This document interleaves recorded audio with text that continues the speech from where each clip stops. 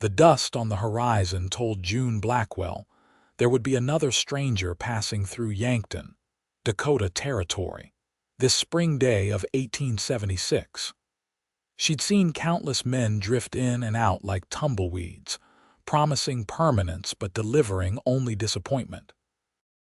Standing on the weathered porch of her struggling ranch, wind whipping her honey-brown hair across her face, June knew better than to hope. Hope was a luxury that had nearly bankrupted her heart. The stranger rode a chestnut stallion that looked as trail-worn as its master. His approach was unhurried, deliberate, giving June ample time to study him from afar. Tall in the saddle, broad-shouldered beneath a dust-coated duster, his face shadowed by a wide-brimmed hat, he was the very picture of the drifters who'd been coming through Yankton since the gold rush began. June straightened her back and tightened her grip on the porch railing. At 23, she'd already weathered more storms than most twice her age. Her father's death 3 winters ago had left her with 200 acres, mounting debts, and a reputation as the most stubborn woman in Dakota Territory. "Miss," the stranger called as he dismounted. His voice carried across the yard, deep and clear despite the wind. "Might I trouble you for some water, for my horse and myself?" June studied him properly now. The man was young, perhaps 26, with a face weathered by sun and wind but handsome nonetheless. His eyes, clear blue like the summer sky, met hers directly.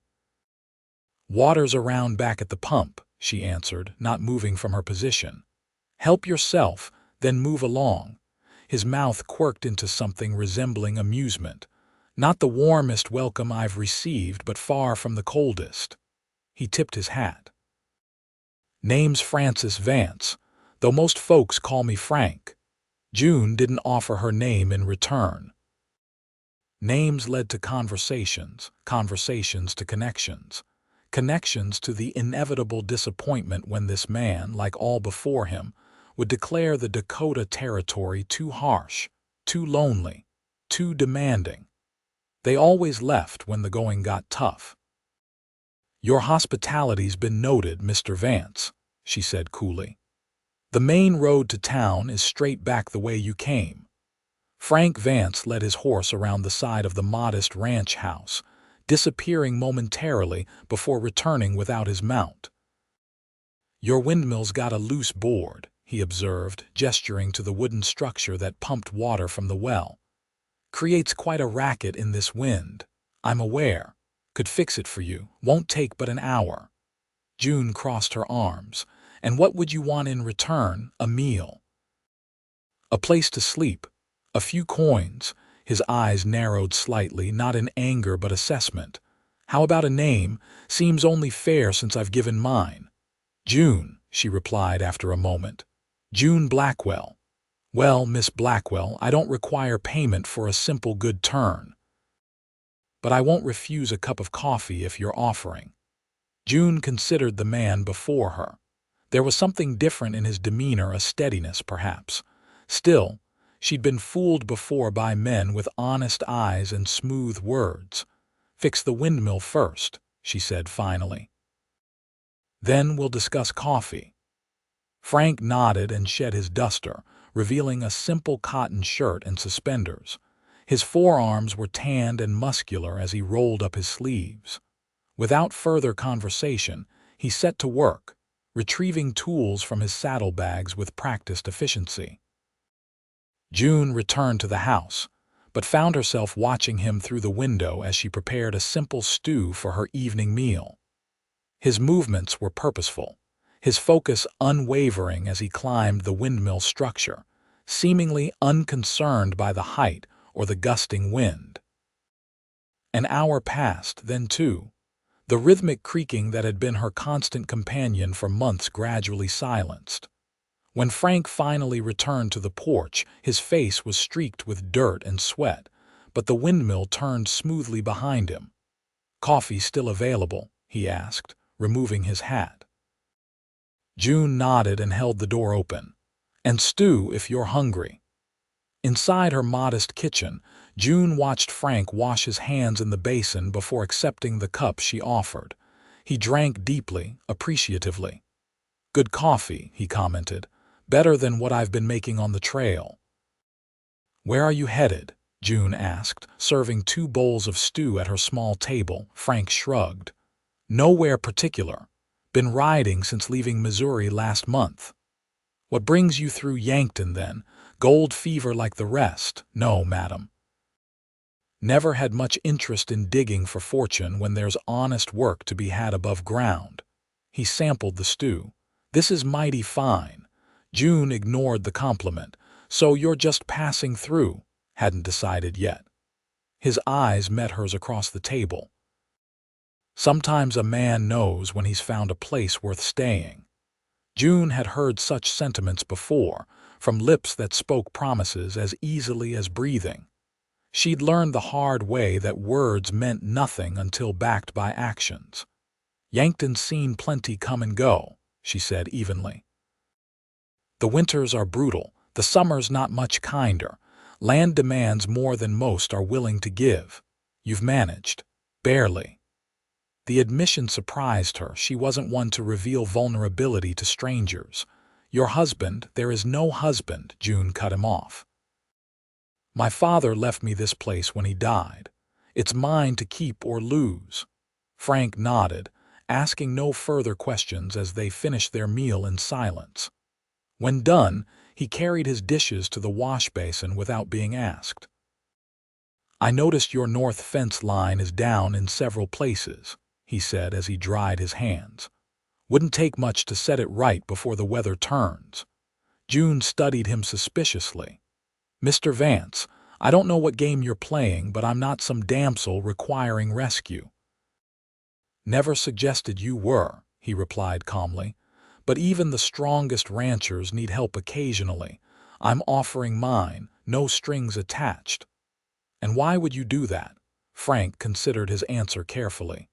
"Because sometimes a man needs to be useful. To work with his hands, to see something improved by his labor." He glanced out the window. "Sun's getting low. I should find a place to make camp." "There's a barn," June found herself saying. "You can sleep there tonight if you want to tackle that fence tomorrow." A smile touched the corners of his mouth. "Much obliged, Miss Blackwell." As June watched him walk toward the barn, leading his horse, she couldn't help wondering if Frank Vance might be different from the others who'd passed through her life, or if she was merely setting herself up for another disappointment. Morning arrived with a symphony of birdsong and the distant lowing of June's small cattle herd. She rose early, as was her custom, and was surprised to find Frank already at work on the fence line, driving posts into the hard Dakota soil. She approached with 2 tin cups of coffee. "You're up early." "Best time to work," he replied, accepting the offered cup, "before the day gets too hot." Most men would have taken advantage of a free night's lodging and moved on by sunrise. Frank sipped his coffee. "I said I'd fix your fence. I'm a man of my word, Miss Blackwell." Throughout the day, June found her attention repeatedly drawn to the lone figure working steadily along her property line. There was something compelling about his quiet determination, his lack of complaint despite the punishing sun. By midday, she brought him water and bread with cheese. By evening, half the fence was repaired. 3 days passed in similar fashion. Frank worked from dawn until dusk, stopping only for the meals June provided. They spoke little, but the silence between them gradually shifted from wary to comfortable. June found herself watching for the subtle changes in his expression, the satisfied nod when a section of fence was completed, the brief smile when he spotted her approaching with food. On the 4th day, as Frank hammered the final post into place, a sudden spring storm rolled in from the west. The sky darkened within minutes, and the wind that had been a constant companion suddenly became a howling menace. "Storm's coming," June called from the porch. "Better get inside." Frank secured his tools quickly and sprinted toward the house just as the first fat raindrops began to fall. By the time he reached the porch, the heavens had opened completely, turning the yard into a muddy river. "That came up quick," he remarked, shaking water from his hat. June ushered him inside. "Dakota weather. If you don't like it, wait 5 minutes." Though sometimes the waiting brings something worse. Lightning flashed, followed almost immediately by a deafening crack of thunder. June's milk cow bellowed in the barn and she moved toward the door. "I need to check on Bessie," she explained. "She spooks during storms." "I'll go," Frank offered, already reaching for the door. "We'll both go," June countered, grabbing her oilskin coat. Together they dashed through the downpour to the barn. Inside, the frightened cow was straining against her tether, eyes rolling white with panic. "Easy there," Frank crooned, approaching the animal slowly. "Nothing to fear, old girl." June watched in surprise as Frank calmed the cow with gentle words and a steady hand. Most men she knew treated animals as tools rather than living beings deserving of kindness. As they worked together to secure the barn against the worsening storm, June found herself noticing details about Frank she'd previously overlooked: the tiny scar above his right eyebrow, the way his wet shirt clung to the muscles of his back, the gentle strength in his hands. "You've a way with animals," she commented as they headed back toward the house, huddled together beneath her coat. "Had plenty of practice," he replied. "Grew up on a farm in Illinois before the war. Spent more time with horses and cattle than people." It was the first personal detail he'd volunteered about himself. "The war?" she asked as they reached the porch. "You fought, joined up in '65 just before it ended. Barely saw action." He held the door for her. "Was only 16, though I told them 18. Inside, both of them soaked to the skin, June stoked the fire while Frank remained respectfully by the door, water pooling at his feet. "You should change," she said, suddenly conscious of her own wet clothing clinging immodestly to her form. "I have some of my father's old things that might fit." While Frank changed in the barn, June put on a dry dress and prepared a simple supper of beans, salt pork, and corn bread. The storm continued to rage outside, rattling the windows and sending occasional gusts down the chimney that made the fire sputter and dance. When Frank returned, dressed in her father's faded flannel shirt and trousers that were slightly too short for his tall frame, they ate by firelight, the usual silence between them finally breaking. "How long have you been alone here?" Frank asked. 3 years come winter," June replied. "Father took sick after a blizzard. Doctor couldn't get through in time," Frank nodded. "It's a hard country." "But beautiful," June added, surprising herself with the admission. "Worth the hardship most days." "What about the other days?" June stared into the fire. "Those are the days I wonder if I'm just being stubborn, trying to hold on to something that's slipping through my fingers anyway." "The ranch, my home," she corrected. "My freedom. As a woman alone, my options are limited. I can marry, become someone's property along with my land. Or I can fight to keep what's mine. Seems you've chosen to fight." "So far," June agreed, "though lately it feels like I'm losing." Frank's gaze was steady across the fire-lit space between them. "Sometimes the right ally can turn the tide of battle." "Are you offering to be my ally, Mr. Vance?" "I'm suggesting that no one should face every storm alone." The simple statement hung in the air between them, weighted with possibilities neither was ready to name. Outside, the wind howled like a living thing, searching for weaknesses, for ways to penetrate the sanctuary they'd created in the small, warm kitchen.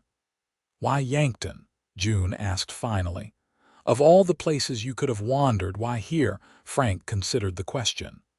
"Honestly, I wasn't heading anywhere specific, just following whatever felt right each morning."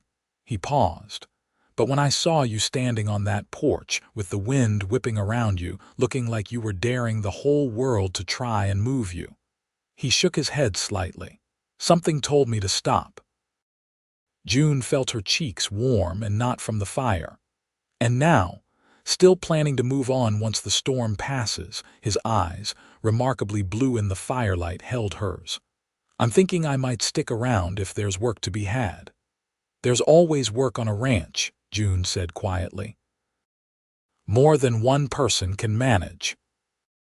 The storm raged through the night, but within the small house, a different kind of tempest was brewing, one made of cautious glances, tentative smiles, and the slow, inevitable gravitational pull between two souls who had perhaps been searching for each other without knowing it. Morning brought clear skies and considerable damage to survey. A section of the barn roof had partially collapsed, the chicken coop had been upended, and debris littered the yard. June and Frank worked side by side throughout the day, repairing what they could, salvaging what remained. As days turned into weeks, Frank proved himself invaluable around the ranch. He mended fences, repaired buildings, tended to the livestock, and even expanded the vegetable garden with seeds he'd purchased in town. June found herself adapting to his presence, first tolerating, then appreciating, and finally anticipating their daily interactions. They fell into a comfortable routine, sharing meals and stories. Frank spoke of his years drifting after the war, working cattle drives in Texas, railway construction in Missouri, logging in Minnesota. June revealed her childhood dreams of becoming a school teacher before her mother's death changed everything. "You regret staying?" Frank asked one evening as they sat on the porch, watching the sun sink below the horizon. June considered the question carefully. "Sometimes. But then I remember that this land has been in my family since before I was born. If I left, something precious would be lost forever." "Your father would be proud," Frank said quietly. "Not many could have done what you have." A comfortable silence settled between them. The evening breeze carried the scent of wild prairie flowers and distant rain. "There's a social in town on Saturday," June mentioned casually, though her heart quickened. "The community gathers at the church for music and dancing every spring." Frank glanced at her. "Are you asking me to escort you, Miss Blackwell?" "I'm merely informing you of local customs, Mr. Vance," she replied, though a smile tugged at her lips. "In that case, I should probably mention that I've been told I'm a passable dancer." "Is that so? I find that difficult to believe without evidence." Frank stood and offered his hand. "Perhaps a demonstration is in order." June hesitated only briefly before placing her hand in his. As he drew her to her feet, the simple contact sent warmth spiraling through her. Without music save the evening birdsong, they began a simple waltz on the weathered porch boards. Frank's hand rested lightly at her waist, respectful yet firm. He guided her with surprising grace for a man who'd spent most of his life in rugged pursuits. June couldn't remember the last time she'd danced, perhaps before her father's death, but her body remembered the steps, responding to Frank's lead with natural ease. "Where did a drifter learn to waltz?" she asked, suddenly breathless for reasons that had nothing to do with exertion. "My mother," he replied, his voice soft with memory. "She believed every man should know how to dance properly, no matter his station. She taught you well." The praise earned a rare, full smile that transformed Frank's weathered features, crinkling the corners of his eyes and revealing a dimple in his left cheek that June hadn't noticed before. The sight of it caused something to shift inside her, a door long locked creaking hesitantly open. They continued their impromptu dance as twilight deepened around them, neither willing to be the first to step away. When they finally paused, they remained standing close, her hand still in his his arm still encircling her waist. "June," he said softly, her name a question and an answer all at once. Whatever might have happened next was interrupted by the distant sound of hoofbeats approaching. Frank's arm dropped from her waist, though he didn't step away entirely. "Expecting company?" he asked, his relaxed posture belying the alertness in his eyes. June shook her head, squinting into the gathering darkness. "No, but that's Sheriff Holloway's bay gelding." The sheriff, a gruff man in his 50s with a perpetually sunburned face beneath his silver hair, reined in his horse at the front gate. He nodded a greeting that turned slightly questioning when he noticed Frank standing beside June. "Evening, June," he called, dismounting stiffly. "Didn't realize you had company."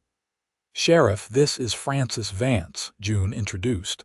"He's been helping around the ranch. Frank, Sheriff Daniel Holloway." The men exchanged nods of acknowledgement. "What brings you out this way, Sheriff?" June asked, sensing this wasn't a social call. Holloway removed his hat, running a hand through his thinning hair.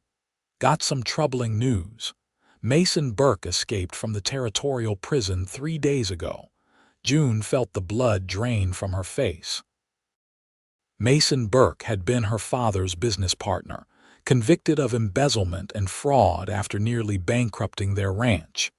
He'd sworn vengeance on the Blackwell family during his trial, blaming June's father for his downfall. "They think he's headed this way?" she asked, fighting to keep her voice steady. "It's likely," the sheriff confirmed. "He made some threats against you specifically before they took him away. Prison wardens sent word as soon as they discovered he was missing." He eyed Frank speculatively. "Might be good you've got help around the place right now." Frank had moved imperceptibly closer to June, his shoulder nearly touching hers. "What can you tell me about this Burke?" he asked. Sheriff Holloway's weathered face hardened.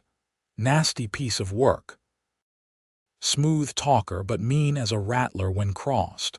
Good with a gun, better with a knife. Did 3 years of a 15-year sentence." "I'll stay alert," Frank assured him. "I've got men patrolling the area," Holloway said, replacing his hat. "But it's a big territory with not enough badges." "Might be a good idea for you to come into town until we catch him, June." June shook her head firmly. "I'm not abandoning my ranch, Sheriff. Burke's taken enough from my family already." The sheriff sighed, clearly having anticipated her response. "Figured you'd say that. Just be careful. Don't take any unnecessary risks." He glanced at Frank again. "You handy with a firearm, Vance?" "I can handle myself," Frank replied simply. After the sheriff departed, a heavy silence fell between June and Frank. The pleasant intimacy of their dance had been replaced by a palpable tension. "You should have gone with him," Frank said quietly. "This is my home," June replied, her jaw set stubbornly. "I won't be driven from it by fear." Frank studied her face in the fading light. "Tell me about Burke. What happened?" June led the way back inside, lighting lamps against the encroaching darkness. As they settled at the kitchen table, she recounted the painful history. "Mason Burke was my father's friend and business partner for 15 years. They ran cattle together, invested in property. I grew up calling him Uncle Mason." Her voice hardened. "But he had gambling debts, substantial ones. He started embezzling from their partnership, selling off cattle and pocketing the money. By the time my father discovered the theft, Burke had nearly bankrupted us. Your father turned him in." "He had to. Burke had forged my father's signature on loans using this property as collateral." June's fingers tightened around her coffee cup. "During the trial, he blamed everything on my father, claimed he was the real thief. When that didn't work, he threatened us both. Said he'd come back one day and take what was rightfully his." Frank's expression darkened. "The ranch and me," June admitted quietly. "Burke had asked for my hand before everything fell apart. I was 17 then, still naive enough to be flattered by attention from a man 20 years my senior. My father refused him outright. Anger flashed in Frank's eyes. "He won't touch you or this land," he stated with quiet certainty. "I give you my word." June studied his face, finding nothing but resolve in his features. "You barely know me, Frank. This isn't your fight. I know enough." His hand moved across the table to cover hers, "and I'm making it my fight." That night, despite June's protests, Frank slept on the floor in the main room of the house rather than in the barn. His Winchester rifle lay within easy reach, and he checked the locks on doors and windows twice before settling down. June lay awake in her bedroom, listening to the occasional creak of floorboards as Frank shifted position. His presence just beyond her door brought both comfort and a strange new tension. She'd grown accustomed to solitude, to being the sole defender of her domain. Having someone willing to stand beside her to protect her was as unsettling as it was reassuring. The next morning brought no sign of Burke, but the knowledge of his escape cast a shadow over the day's activities. Frank insisted on accompanying June whenever she ventured away from the house, even to the nearby creek where she usually did the washing. "I've managed on my own for 3 years," she reminded him, not without irritation as they carried laundry baskets to the water's edge. "I'm not helpless." "Never said you were," Frank replied evenly. "But even the most capable person can be taken by surprise. Burke has nothing to lose and a grudge to settle." June couldn't argue with his logic, though she bristled at the constraints. As they worked together, she washing clothes while he kept watch from a nearby boulder, she found herself studying him more openly than before. The past weeks had changed him subtly. His face was still weathered, but less gaunt, nourished by regular meals and perhaps something else, a sense of purpose, of belonging. The perpetual wariness in his eyes had softened, though today it had returned out of necessity. "Why have you stayed, Frank?" she asked suddenly, wringing out a shirt with more force than necessary. "You could have moved on weeks ago, found work in town, or headed to the Black Hills with the other gold seekers." Frank considered her question, taking his time as he always did when speaking of personal matters. "I suppose I found something here worth more than gold." His gaze held hers across the short distance between them, direct and unambiguous. June felt heat rise to her cheeks that had nothing to do with her labor or the spring sunshine. "And what might that be?" she asked, her voice steadier than she felt. "A place where the work feels meaningful, where the land speaks to something in me that's been quiet for too long." He paused. "And a woman who stands her ground even when the wind tries its damnedest to move her." Before June could respond to this declaration, a twig snapped in the underbrush nearby. Frank was on his feet instantly, rifle raised. June reached for the small revolver she'd taken to carrying in her apron pocket. A young deer emerged from the trees, froze upon seeing them, then bounded away in long, graceful leaps. They both exhaled, lowering their weapons. But the moment of connection had passed, replaced by a renewed vigilance that accompanied them back to the ranch house, laundry only half completed. That evening, as they sat down to supper, June noticed Frank wince slightly as he reached for the bread. "You're hurt," she observed, setting down her fork. "It's nothing," he dismissed. "Caught my arm on a nail while fixing the chicken coop. Let me see." Reluctantly, Frank rolled up his sleeve, revealing a jagged cut along his forearm that had bled enough to stain his shirt. "This needs cleaning," June stated, already rising to fetch water and bandages. "Why didn't you say something?" "Didn't want to worry you with everything else going on." June shook her head as she gently cleaned the wound. "Infection won't care about our other concerns. It could lay you flat just as effectively as a bullet." His skin was warm beneath her fingers, the muscles of his arm tense, then gradually relaxing as she worked. June was acutely aware of his eyes on her face, studying her with an intensity that made her pulse quicken. "You'd have made a fine doctor," Frank commented softly. "Hardly," June replied, focusing on wrapping the bandage evenly. "Just practical knowledge. Every rancher knows basic doctoring." "It's more than that," he insisted. "You have a healer's touch, gentle but sure." June secured the bandage with a small knot, then found herself unable to immediately withdraw her hands. They remained like that for a long moment, her fingers resting lightly on his arm, his eyes holding hers with a question neither was quite ready to answer aloud. The sudden, furious barking of June's dog, Rex, shattered the moment.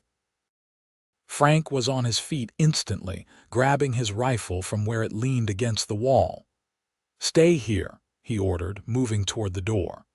"Not likely," June countered, retrieving her shotgun from beside the fireplace. Together they stepped onto the porch, scanning the darkening yard. Rex, a large black and tan mongrel of indeterminate heritage but undeniable loyalty, stood at the edge of the property, hackles raised as he barked toward the tree line. "Could be another deer," June suggested, though she didn't lower her shotgun. "Could be," Frank agreed, his tone indicating he thought otherwise. "Rex doesn't usually raise such a fuss over wildlife." As if to confirm Frank's suspicion, a shot rang out from the direction of the trees. Rex yelped and fell silent. June started forward with a cry of concern, but Frank caught her arm, pulling her back against the relative safety of the house.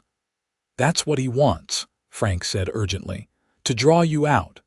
A mocking voice called from the darkness. "Little June Blackwell." Is that any way to greet an old family friend? June's blood ran cold at the familiar voice, unchanged by 3 years of imprisonment. "Mason Burke," she whispered. "Come out where I can see you, June," Burke called again. "We have unfinished business, you and I." Frank positioned himself partially in front of June, his rifle trained on the tree line. "He's trying to provoke us into doing something foolish," he murmured. "Stay calm." "Who's that with you, June?" Burke's voice carried easily in the still evening air. "Found yourself a protector, have you? Won't do you any good. No man stands between Mason Burke and what's his." "Nothing here belongs to you, Burke," Frank called back, his voice steady and controlled. "Best move on while you still can." A laugh, cold and calculating, floated from the darkness. "A hired gun, June. Your father would be disappointed. He always believed in handling his own problems." "Sheriff Holloway knows you're in the area," June shouted, refusing to be baited. "He's got men patrolling. You won't get far." "I'm not going anywhere until I get what I came for," Burke replied. "The deed to this property is in the house somewhere, along with whatever cash you've squirreled away. Once I have those, we'll discuss the rest of what you owe me." Frank's jaw tightened visibly. "He's trying to keep us pinned down," he whispered to June. "Probably waiting for full dark before he makes his move." "What do we do?" June asked, her mind racing through limited options. "Is there another way out of the house? A back door, a cellar access?" "There's a trap door in the pantry," June confirmed. "Leads to a root cellar with an external entrance behind the house." Frank nodded. "Good. Here's what we'll do. You're going to slip out that way and make for the sheriff's office in town." "I'm not leaving you to face him alone," June protested. "I'm not asking you to run away," Frank clarified, his eyes never leaving the tree line. "I'm asking you to bring help. Burke doesn't know about the cellar exit. If he sees me still at the house, he'll assume you're here too." June wanted to argue but recognized the logic in his plan. "And if he rushes the house before I can return with help?" "I've faced worse odds," Frank assured her, though the tightness around his eyes belied his confident tone. "Getting impatient out here, June," Burke called, his voice harder now. Maybe I need to provide more incentive." Another shot rang out, this one splintering the porch railing inches from where they stood. Frank pushed June through the door and followed, closing and bolting it behind them. "Go now," he urged, keeping his voice low. "Take your revolver, stay in the shadows, and don't stop until you reach town." June hesitated, suddenly reluctant to leave. The thought of Frank facing Burke alone filled her with dread. In the scant weeks since his arrival, he'd become essential to her in ways she was only beginning to understand. "Frank, I know," he interrupted, his expression softening briefly. "Me too. Now go so we can have time to figure out exactly what that means." With a quick nod, June moved toward the pantry. At the last moment, she turned back, crossed to Frank in 2 quick steps, and pressed her lips firmly to his. The kiss was brief, but filled with everything she couldn't put into words: fear, hope, promise. Then she was gone, slipping through the trap door and into the darkness beneath the house.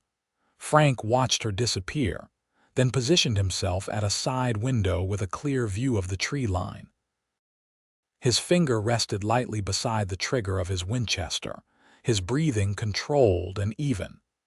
He'd been in similar situations before, pinned down, outmaneuvered, facing an enemy whose capabilities weren't fully known. The difference this time was what he stood to lose. Not just his life, which had never seemed particularly precious during his years of drifting, but a future that had suddenly, unexpectedly, become worth fighting for. June moved as silently as possible through the root cellar, navigating by memory and touch among the shelves of preserved foods and supplies. The external doors, hidden behind a stand of lilac, bushes her mother had planted years ago, creaked softly as she pushed them open. Pausing to listen for any sign that Burke had heard, she slipped out into the evening air. The ranch house stood between her and Burke's position, providing cover as she crept toward the barn. Her horse was inside, and while riding would make her more visible, it would also get her to town far faster than traveling on foot. As she reached the barn door, a voice spoke from the shadows to her left. "Going somewhere, June?" Mason Burke stepped into view, a revolver trained steadily on her chest. He looked older than she remembered, his once handsome face hardened by prison, his dark hair now streaked with gray. But his eyes were the same, calculating, cold, with a hint of the cruelty that had always lurked beneath his charming facade. "Mason," June acknowledged, fighting to keep her voice steady. Her own revolver was in her pocket, but she knew she couldn't draw it before Burke could fire. "You've grown into quite the woman," Burke observed, his gaze traveling over her in a way that made her skin crawl. "Still stubborn as ever, I see. I was counting on that." "The sheriff is miles away dealing with a reported sighting of me near Vermilion," Burke interrupted with a smirk. Amazing what a few coins to the right drunk can accomplish. June's heart sank. No immediate help would be coming. "What do you want, Mason?" "Everything your father stole from me," Burke replied, his voice hardening. "Starting with this ranch." "The deed, June, where is it?" "In a bank vault in Sioux City," she lied. "Along with my father's will naming me sole heir. You'll never get your hands on this property." Burke's expression darkened. "You always were a poor liar, June. The deed is in the house, likely in the same strongbox Edward kept in his bedroom." He gestured with his gun. "We're going to retrieve it, along with whatever cash you have. Then we're going to have a long, overdue conversation about your future." "I have armed help in the house," June warned. "A man who won't hesitate to shoot you dead if you try to enter." Burke laughed. "Your drifter friend. I've been watching this place for days, June. I know all about your hired hand. He's good with cattle and fence posts, I'll grant you that, but he's no gunfighter." The casual dismissal of Frank made June's blood boil. Burke had no idea who he was truly dealing with. She could see it in his smug confidence. While she didn't know all of Frank's past, she'd seen enough to recognize the quiet competence of a man who had faced danger before. "Now move," Burke ordered, gesturing toward the house. "Nice and slow. You try to warn him, and I'll put a bullet in you. Not a killing shot. I still have plans for you, but enough to make you wish I had." June considered her options. If she shouted a warning to Frank, Burke would shoot her, then likely kill Frank when he came to her aid. If she complied, at least she could get inside where she and Frank might have a better chance together. "Fine," she agreed, moving cautiously in the direction Burke indicated. As they approached the house, Burke staying carefully behind her with his gun pressed to her back, June frantically tried to think of some way to alert Frank without Burke noticing. The porch steps creaked beneath her boots, a normal sound that wouldn't raise suspicion, but might alert Frank that someone was approaching. "Tell him to open the door," Burke instructed as they reached the porch. "Tell him you checked the barn and are coming back in." June hesitated, then called out, trying to keep her voice natural. "Frank, it's me. I checked the barn like you asked." For a long moment there was silence from within. Then Frank's voice came, sounding oddly distant. "Come on in, June. Everything's quiet on this side." Something in his tone told June he knew something was wrong. Perhaps he'd spotted them through a window, or perhaps he simply knew she would never have gone to the barn when she was supposed to be heading to town. She reached for the door handle, Burke's gun still pressed against her spine. As the door swung open, Burke pushed her roughly inside, following close behind. The main room was empty. "Frank," June called, genuine confusion in her voice now. "Drop the gun, Burke," came Frank's voice from the shadows of the kitchen doorway. "Or I drop you." Burke's reaction was instantaneous. He grabbed June, pulling her against him as a shield, his revolver pressed to her temple. "Not likely, Drifter. Now you drop your weapon, or I paint the walls with June's brains." Frank stepped partially into view, his rifle aimed steadily at Burke. His face was calm, focused, revealing none of the fear June knew he must be feeling. "Can't do that," Frank replied evenly. "But I'm willing to discuss terms that end with both of you walking away from this." Burke laughed harshly. "There's only one acceptable outcome here. I get the deed to this property, whatever money is in the house, and June comes with me. In exchange, you get to live." "Those terms don't work for me," Frank said, his voice hardening. "Here's my counteroffer. You release June, leave the property immediately, and I don't put a bullet between your eyes." June could feel Burke's breathing quicken, his anger building at Frank's defiance. The pressure of the gun barrel against her temple increased painfully. "You think I won't do it?" Burke snarled. "I've got nothing to lose, Drifter. 15 years in territorial prison waiting for me if I'm caught. You think I care about adding murder to the charges?" "I think you care about living," Frank replied calmly. "And right now your chances aren't good." A tense silence filled the room. June could feel Burke's indecision in the slight tremor of the gun pressed against her head. Frank remained perfectly still, his rifle unwavering.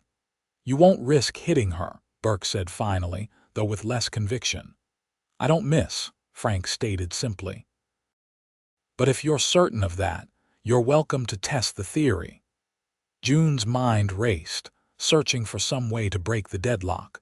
Then she remembered something: the loose floorboard near the kitchen doorway, the one that always creaked loudly when stepped on. Frank was standing just beside it. "Mason," she said quietly, "the deed is in my father's Bible, on the bookshelf behind Frank." As she'd hoped, Burke's attention shifted momentarily toward the bookshelf, his grip loosening fractionally as he tried to see past Frank.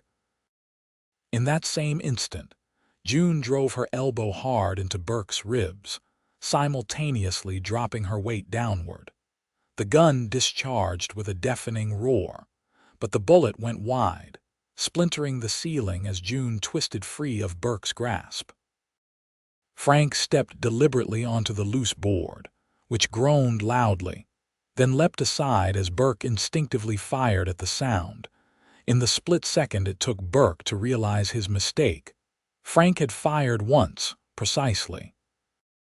The bullet struck Burke's shoulder, spinning him around and sending his revolver clattering to the floor.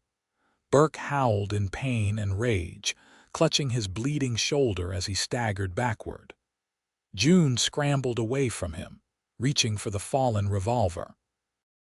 By the time Burke regained his balance, he found himself facing two weapons. "It's over, Mason," June said, her voice steady despite her pounding heart. Burke's face contorted with hatred. "It'll never be over, June, not while I'm breathing.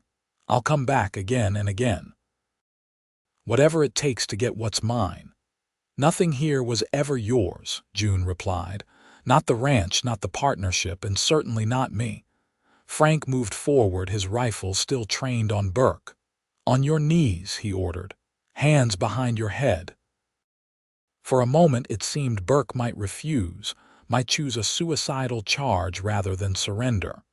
But self-preservation won out, and he slowly sank to his knees, his uninjured arm raising to join the other behind his head. "You won't get away with this," Burke spat. "My word against yours." Who do you think they'll believe? A respected businessman who made one mistake, or a woman and her drifter lover? "They'll believe the sworn statement your former cellmate provided," Frank said calmly, "detailing your plans to escape, return here, and exact revenge." "Sheriff Holloway has had it for 2 weeks. Burke's face went slack with shock. "What cellmate? Does it matter?" Frank replied. "The point is, you're going back to prison, Burke, with additional charges that will ensure you never see freedom again." Using rope from the barn, they bound Burke securely, with June fashioning a crude bandage for his wound, not out of compassion, but practicality. They needed him alive to face justice. As dawn broke, they heard the approach of horses. Sheriff Holloway had finally returned, bringing 2 deputies with him. The lawmen took charge of Burke, who maintained a sullen silence as they loaded him onto a horse for the journey back to town. "You two all right?"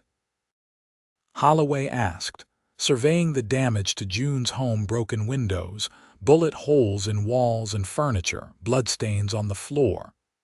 "We're fine," June assured him, standing close to Frank, their shoulders almost touching. "Nothing that can't be repaired." The sheriff nodded, his weathered face showing relief. "You did good, both of you." He glanced at Frank with new respect. "Glad you were here, Vance. From the looks of things, this could have gone very differently." After the sheriff and his men departed with their prisoner, June and Frank stood together on the porch, watching as the dust settled on the trail. The morning sun cast long shadows across the yard, where Rex was now limping about, having survived Burke's shot with only a flesh wound. "How did you know?" June asked finally. "About Burke watching the ranch, about his cellmate," Frank sighed, running a hand through his hair. "I didn't know specifics, but I suspected someone was watching. Small things, tracks near the creek that weren't ours, smoke from a campfire in the hills." He looked at her. "As for the cellmate, that was a bluff, but men like Burke always talk too much about their plans. I gambled that he had." June shook her head in amazement. "You're not just a drifter, are you, Frank Vance?" A small smile touched his lips. "No, I suppose not. Not anymore, at least." They moved inside to begin cleaning up the destruction left in Burke's wake. As they worked side by side, sweeping up broken glass and righting overturned furniture, June found herself stealing glances at Frank. In the clear light of morning, she could see the toll the night's events had taken, the dark circles under his eyes, the tension he still carried in his shoulders. Yet there was something else there too, a certainty, a groundedness that hadn't been present when he'd first ridden onto her land. as if, like her, he had been waiting for something without knowing exactly what it was. By midday, the worst of the damage had been addressed, though full repairs would take days. They sat together at the kitchen table, sharing a simple meal of bread and cold meat, too exhausted to cook anything more elaborate. "What happens now?" June asked quietly, voicing the question that had been hanging between them. Frank met her gaze steadily. "That depends on you, I suppose." "On me. This is your home, June, your land. I've never presumed to have any claim on either." He paused, choosing his words carefully. "But if you're asking whether I plan to move on now that Burke has been dealt with, the answer is no, not unless you want me to." June considered his words and the careful way he'd phrased them, always giving her the choice, never assuming, never demanding. So different from Burke and his ilk, who viewed women and land as possessions to be claimed. "Before everything happened with Burke," she said slowly, "you told me you'd found something here worth more than gold." Frank nodded, his blue eyes never leaving hers. "I meant it. And last night when I was leaving through the cellar," she faltered, suddenly unsure. "When you kissed me," Frank supplied, a hint of warmth entering his voice. "Yes, that." June felt heat rise to her cheeks. "I said something and you said me too. What did you mean?" Frank reached across the table, his hand covering hers. "I think you know, June." She did know, but needed to hear him say it. After years of standing alone against the world, of refusing to bend to the wind no matter how fiercely it blew, June needed the certainty of words. "Tell me anyway," she requested softly, Frank's fingers intertwined with hers. "I meant that somehow, without planning to, I've found a home here. Not just a place to sleep or work, but a true home." His thumb traced gentle patterns on her skin. "And I meant that I've found someone worth staying for. Someone I can't imagine leaving." The simple declaration, spoken without flowery embellishment, but with absolute sincerity, moved June more than any poetic profession could have. This was Frank, straightforward, honest, saying exactly what he meant. "When you rode up that first day," June said, "I was sure you'd be just like all the others. Here today, gone tomorrow, unable to weather the hardships of this land." "And now," Frank prompted when she fell silent, "now I think perhaps I've been looking at things backward. I've been so determined to prove I don't need anyone that I forgot to consider what I might want." She turned her hand to clasp his properly. "I want you to stay, Frank, not as a hired hand, not as protection, but as a partner," he suggested. June nodded, the word feeling right. "A partner." "In all things." Frank's smile then was like sunrise breaking across the prairie, gradual, then all at once illuminating. He stood, drawing her to her feet and into his arms with gentle insistence. "I can think of nothing I want more," he murmured, his face close to hers. When his lips met hers, June felt something inside her that had been braced against the world for so long finally release. The kiss was tender at first, a question and answer exchanged without words, then deepening into something more passionate as years of solitude and self-reliance gave way to the simple joy of connection. They broke apart finally, both slightly breathless. Frank's hand came up to brush a strand of hair from her face, his touch reverent. "I should warn you," he said with mock seriousness. "I'm not much good at taking orders. Might make me a difficult partner at times." June laughed, the sound surprising her with its lightness. "I've been told I'm unreasonably stubborn. We may be evenly matched in that regard." "Good," Frank replied. "I wouldn't have it any other way." The weeks that followed were filled with work and healing, both for the ranch and for its occupants. Together they repaired the damage Burke had caused, rebuilt what had been broken, strengthened what remained. Frank moved his few possessions into the house, though propriety dictated separate rooms until they could arrange a proper wedding. Sheriff Holloway brought news that Burke had been returned to the territorial prison, with additional years added to his sentence for the escape and attempted murder. The threat he had represented faded gradually from their daily thoughts, though neither would ever forget the night that had finally brought them together. The spring social in town became the setting for their first public appearance as a couple. The surprised looks and whispered conversations that followed them through the church hall bothered June less than she'd expected. Let them talk, she thought. Let them wonder how the stubborn, solitary Blackwell woman had finally allowed someone past her defenses. As Frank led her onto the dance floor, his hand warm and secure at her waist, June remembered their impromptu waltz on the porch. So much had changed since then, yet the essential truth remained in each other. They had found something worth holding on to. "What are you smiling about?"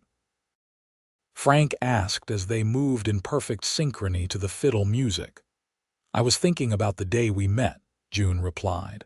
"How close I came to sending you on your way without a second thought." Frank's eyes crinkled at the corners. "You tried your best.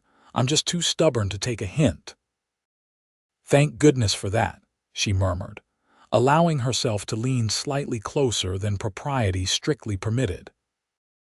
Later that evening, as they drove home beneath a canopy of stars, the spring air filled with the scent of prairie flowers, Frank broached a subject they'd discussed only in general terms before.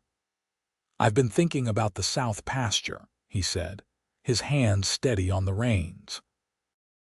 "It would be perfect for raising horses. Not just working stock, but quality riding horses. There's good money in that, with the army always looking for mounts." June considered the idea. It would mean investing in a stallion of good bloodlines. "I know a man in Kansas who breeds some of the finest horses in the territory. He owes me a favor, might give us a fair price." The casual "us" warmed June from within. Frank spoke of their future as a shared endeavor, making plans that stretched years ahead. "We could start small," she suggested. "A few mares, one stallion. Build the herd gradually." Frank nodded, pleased by her acceptance of the idea. "Exactly what I was thinking."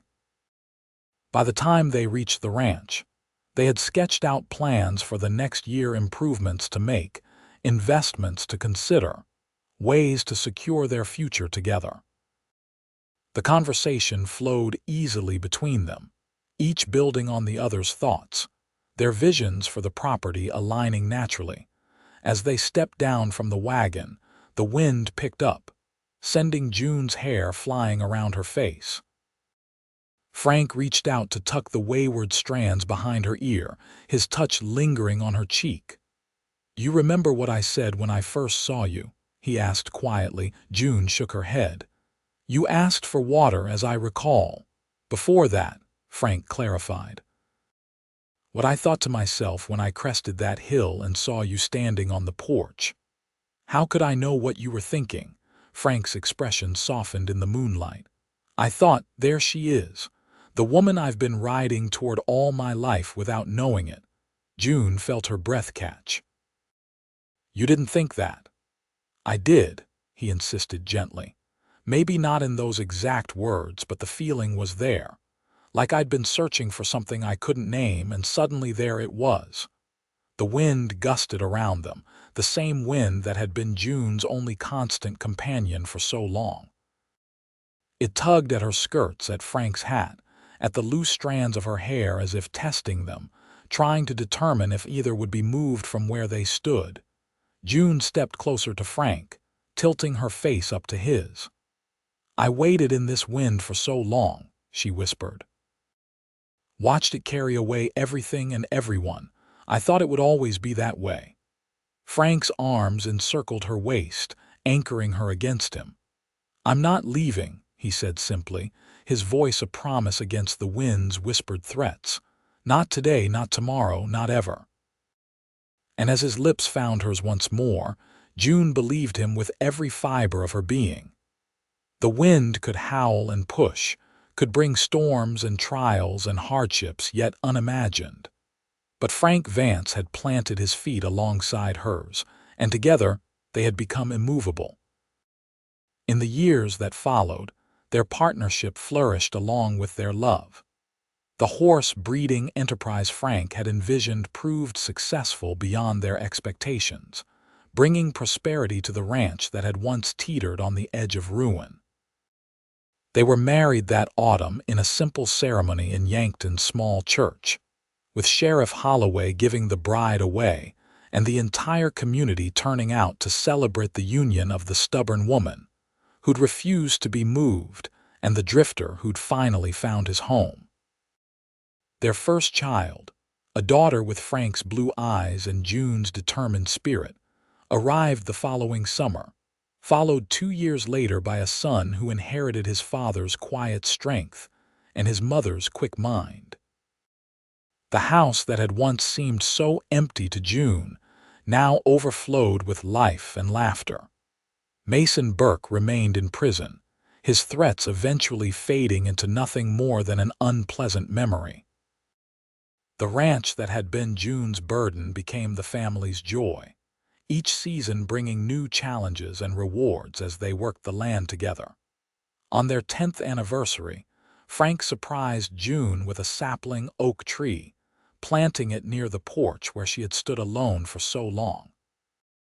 "What's this for?" she asked, watching as he carefully tamped soil around the young tree's roots.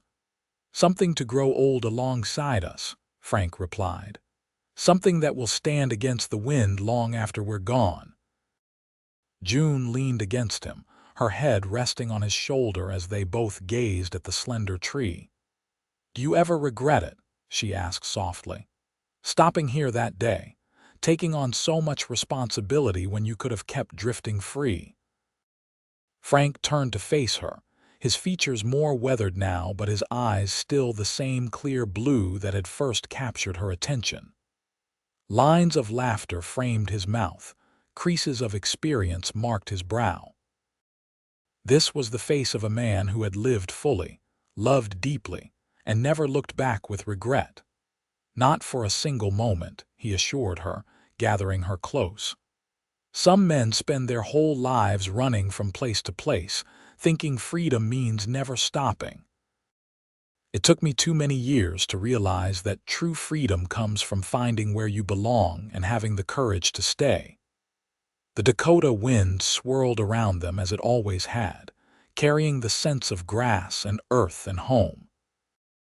But now, instead of threatening to sweep away everything June held dear, it seemed to embrace them, to celebrate their permanence in a world of transience. "I'm glad you stayed," June whispered against his chest. Frank's arms tightened around her, his voice rumbling beneath her ear. "Always will, June. That's a promise the wind itself couldn't break, and it never did."